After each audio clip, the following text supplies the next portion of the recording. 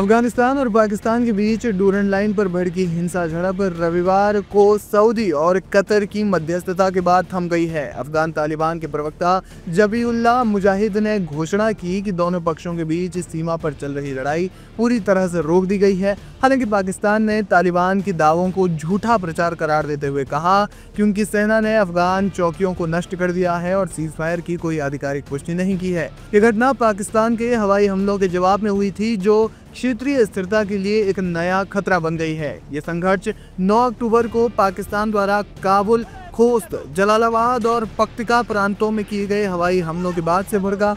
पाकिस्तानी सेना ने दावा किया कि हमले पाकिस्तानी तालिबान यानी टीटीपी के नेता नूर वली महसूद को निशाना बनाने के लिए किए गए थे, जिन्हें वे अफगानिस्तान में छिपे होने का आरोप लगाते हैं।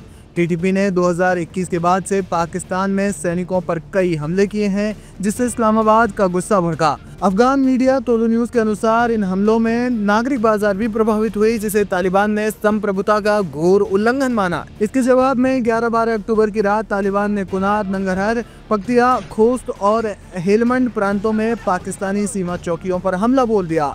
घंटों चली गोलीबारी में बाहरी तोपखाने का इस्तेमाल हुआ और दोनों पक्षों ने एक दूसरे पर अनप्रोवोक्ड हमले का आरोप लगाया। तालिबान ने कहा कि उनकी जवाबी कार्रवाई सफल रही, जबकि पाकिस्तानी सेना ने वीडियो जारी कर अफगान चौकियों को तबाह करने का दावा किया। जानकार मानते हैं कि वास्तविक आंकड़े कम हो सकते हैं, लेकिन ये झड़प 2024 से चली आ रही सीमा टकरावों का सबसे घातक चरण है। दोनों देशों के बीच दुश्मनी का आलम यहाँ तक पहुँच गया है कि अब दोनों के बीच में सीधी गोलीबारी जो हो रही है। अफगान तालिबान के प्रवक्ता जबीउल्लाह मुजाहिद ने कहा, मित्र राष्ट्रों की मध्यस्थता पर हमने लड़ाई रोकी, लेकिन संप्रभुता का घोर उल्लंघन बर्दाश्त नहीं करेंगे। 11-12 अक्टूबर की रात हुई लड़ाई में तालिबान ने पाकिस्तान की कई सीमा चौकियों पर कब्जा किया और 58 पाकिस्तानी सैनिक मारे गए, जबकि तालिबान के 9 लड़ाके शहीद हुए और 16 घायल हुए।